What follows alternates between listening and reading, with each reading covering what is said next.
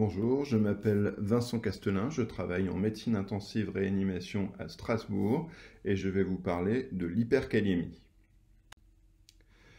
Donc les objectifs pédagogiques de ce topo sont de connaître la symptomatologie clinique de l'hypercalémie, qui est un objectif de rang B, de connaître les anomalies électrocardiographiques associées à l'hypercalémie, rang A, connaître les principales étiologies des hypercalémies, donc ça c'est également un rang A, connaître les principes du traitement d'urgence de l'hypercalémie, donc la conduite à tenir en cas d'urgence, savoir administrer les sels de calcium, le schéma thérapeutique insuline-glucose et prendre un avis spécialisé.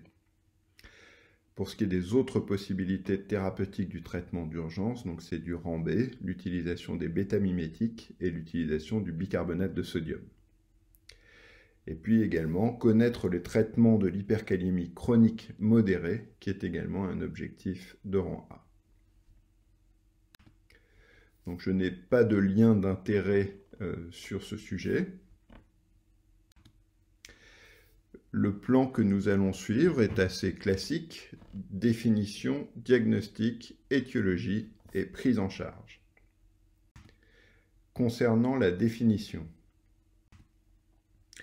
la kaliémie est donc la concentration plasmatique de potassium. Sa valeur normale est entre 3,5 et 5 mmol par litre, avec une régulation extrêmement précise sur laquelle vous avez un topo particulier sur la physiologie du potassium, à savoir que, pour mémoire, la différence de concentration entre le milieu intra et le milieu extracellulaire de potassium est un élément déterminant, notamment pour la création du potentiel d'action, et donc vous comprenez bien toutes les implications physiologiques que ça peut avoir. Donc l'hyperkaliémie est définie par un potassium supérieur à 5 mmol par litre. Elle est considérée comme menaçante si le potassium est supérieur à 6,5 mmol par litre ou associé à des signes électrocardiographiques. Le diagnostic. Concernant la partie clinique du diagnostic, celle-ci est aspécifique. En cas de gravité d'hyperkaliémie menaçante, il peut exister un état de choc et un collapsus en cas d'hyperkaliémie sévère. Les signes neuromusculaires, paresthésie des extrémités et péribuccale, faiblesse musculaire, paralysie débutant aux membres inférieurs et d'évolution ascendante peuvent exister et s'installer progressivement. Le diagnostic est surtout biologique, mais il peut exister de fausses hyperkaliémies. Bien entendu, le diagnostic de fausse hyperkaliémie est un diagnostic d'élimination qui doit prendre en compte le contexte et l'analyse de l'électrocardiogramme. Comme le potassium est le principal cation du milieu intracellulaire, en cas de garrot trop serré ou trop longtemps, de difficulté de prélèvement, on peut avoir une hémolyse qui va faussement augmenter le taux de potassium. De la même manière, des situations très particulières comme les hyperleucocytoses massives à plus de 100 Giga par litre ou le thrombocytose à plus de 1000 Giga par litre peuvent être à l'origine de ces fausses hypercalémies. Sinon, donc, un potassium supérieur à 5 mmol par litre, une hypercalémie considérée comme menaçante si le potassium est supérieur à 6,5 mmol par litre ou associé à des manifestations électrocardiographiques, et ne pas oublier l'influence du pH. Donc là encore, c'est une donnée physiologique très importante. La diminution du pH, l'acidose, donc favorise l'hypercalémie, alors que l'alcalose fait baisser le potassium.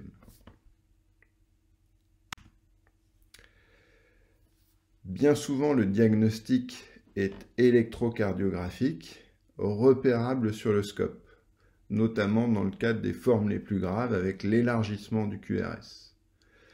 L'électrocardiogramme est donc la meilleure évaluation de la gravité de l'hypercalémie. Les signes de gravité sont la bradycardie, inférieure à 50 par minute, un rythme jonctionnel et une largeur de QRS supérieure à 100 millisecondes.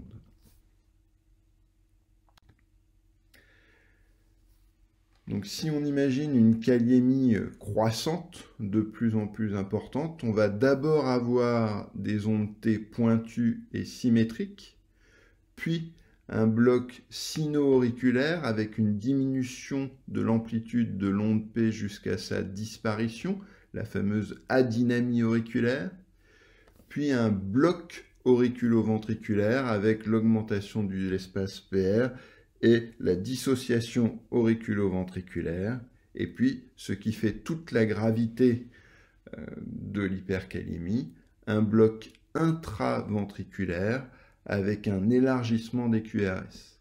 Cet élargissement des QRS est difforme, c'est-à-dire qu'il ne prend pas un aspect de bloc de branche droite ou de bloc de branche gauche, car il s'agit d'un problème de conduction de cellule à cellule, et donc un élargissement difforme du QRS. Vous avez là quelques exemples électrocardiographiques avec des anomalies en haut à droite en 1, d'abord une onde T pointue et symétrique, puis en bas donc un élargissement du QRS qui devient encore plus important sur le troisième tracé.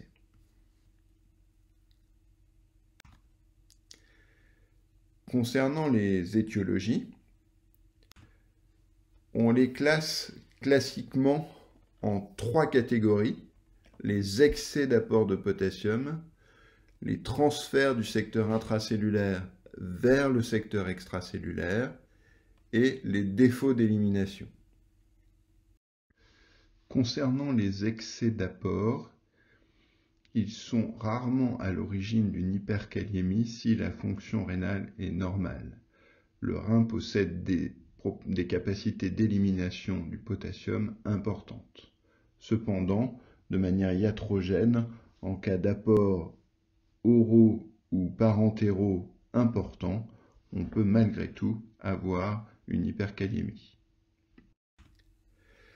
Les transferts du secteur intracellulaire vers le secteur extracellulaire sont une étiologie fréquente, soit dans le cadre de transferts membranaires, donc dans le cadre d'acidose métabolique ou de carence insulinique, mais également en cas d'hypothermie, de prise de digitalique dans le cas d'intoxication au digitalique, de bêta-bloquants ou d'utilisation de succinylcholine, qui peut également être à l'origine d'hyperkaliémie très importante.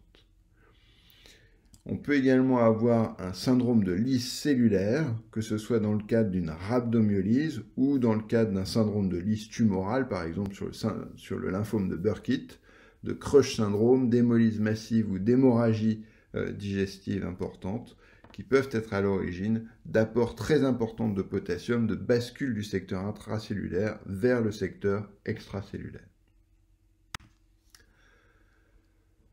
On peut aussi avoir un défaut d'élimination du potassium qui soit à l'origine de l'hyperkaliémie. Dans le cadre d'une insuffisance rénale aiguë ou chronique, ça peut faire toute la gravité de l'insuffisance rénale et être une indication urgente à l'épuration extrarénale. Également dans le cas d'hypoaldostéronisme, comme dans l'insuffisance surrénalienne aiguë, la prise d'anti-inflammatoires non stéroïdiens, d'inhibiteurs de l'enzyme de conversion, d'inhibiteurs des récepteurs de l'angiotensine 2 ou la prise d'héparine. Des anomalies de la sécrétion tubulaire rénale, comme les diurétiques épargneurs de potassium, les AINS ou le triméthoprime peuvent également être à l'origine d'hyperkaliémie.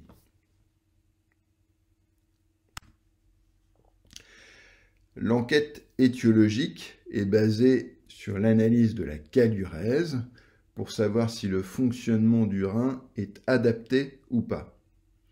Comme on l'a souligné en cas d'apport excessif de potassium, normalement, le rein est capable d'éliminer ce potassium. Donc, étant donné qu'on a une hyperkaliémie plasmatique, le fonctionnement adapté du rein, c'est d'avoir une calurèse élevée. Et donc, si la calurèse est supérieure à 30 mmol par litre, à ce moment-là, on est plutôt dans un type d'étiologie de type excès d'apport, syndrome de lyse ou transfert membranaire. A contrario, si la calurèse est basse, À ce moment-là, ça veut dire que le fonctionnement des reins est inadapté, que l'on soit dans le cadre d'une insuffisance rénale aiguë, d'une acidose tubulaire distale ou d'une insuffisance de l'axe rénine-angiotensine-aldostérone.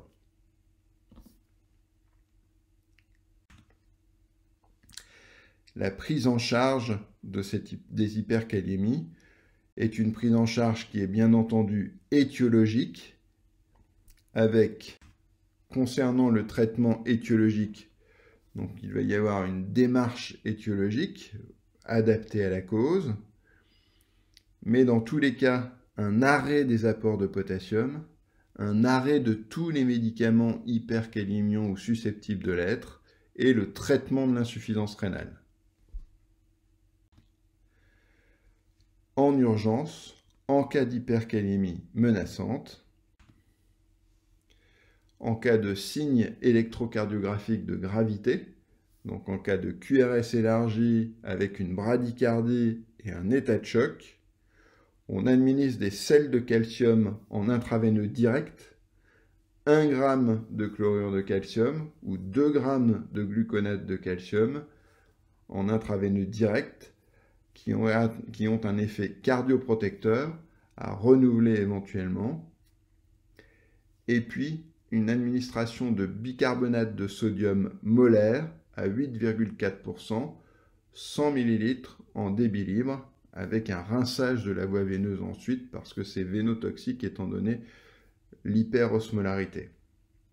Attention, pour ce qui est du bicarbonate de sodium, donc c'est du bicarbonate de sodium, il y a donc une charge en sel très importante, qui peut être intéressante dans le cadre d'une déshydratation extracellulaire, parce que ça a un effet remplissage, mais qui bien entendu est contre-indiqué en cas d'œdème pulmonaire. Dans le cadre de l'hyperkalémie menaçante, on va également faire rentrer le potassium dans les cellules. Et pour faire rentrer le potassium dans les cellules, on va utiliser de l'insuline.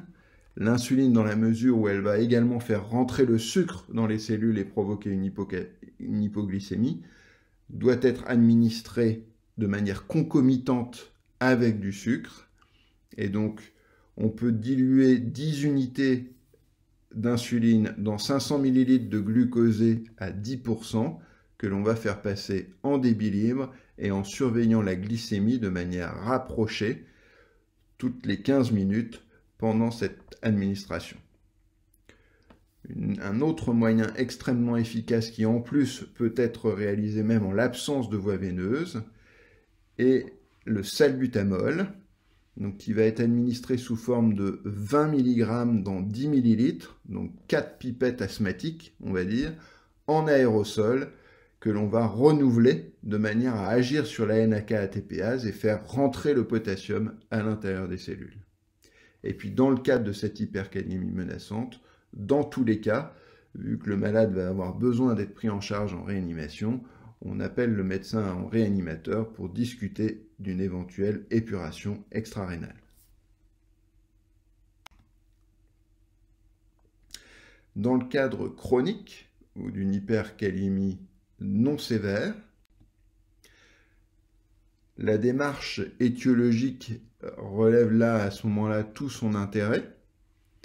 On va essayer de prévenir l'aggravation en limitant les apports de potassium, limitant tous les médicaments susceptibles d'aggraver ou de provoquer une hyperkalémie, optimiser, corriger la fonction rénale, par exemple par une réhydratation s'il y a une insuffisance rénale fonctionnelle, et utiliser des résines échangeuses d'ions par voie digestive.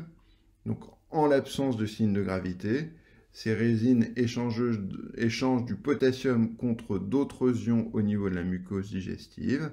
Elles sont à base de polystyrène, que ce soit du polystyrène sulfonate de sodium, donc le kayexalate, ou du polystyrène sulfonate de calcium, le résicali. Il faut considérer que ces résines échangeuses ont une efficacité modeste et des délais d'action longs.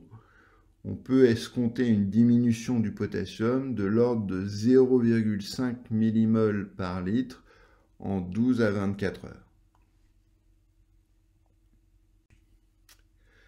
Donc ce qu'il faut retenir, l'hyperkaliémie, c'est un danger vital. La gravité de l'hyperkaliémie est directement liée à la largeur des QRS, qui va entraîner une inefficacité circulatoire et un état de choc. Il y a donc une importance de l'électrocardiogramme qui va vous permettre d'analyser cette gravité en passant des ondes T pointues aux troubles conductifs et la bradycardie et la largeur des QRS. La démarche étiologique pour faire la part des choses entre les excès d'apport, le transfert du milieu intracellulaire vers le milieu extracellulaire et le défaut d'élimination.